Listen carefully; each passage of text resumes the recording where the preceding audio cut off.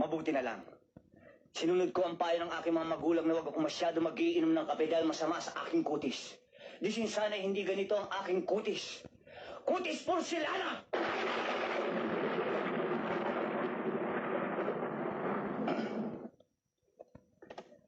At sa katawan, pag ito ang nakita ni Don Solweta, tiyak mamamatay!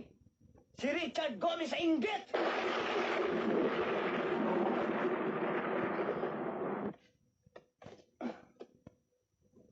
At kapag naka-profile, anong sinabi ni Gabi Concepcion? Kaya please lang, huwag kang masyado magdidikit sa babae at baka mapikot ka. Dahil sa totoo lang, ikaw ang pinakamagandang lalaki sa balat ng lupa.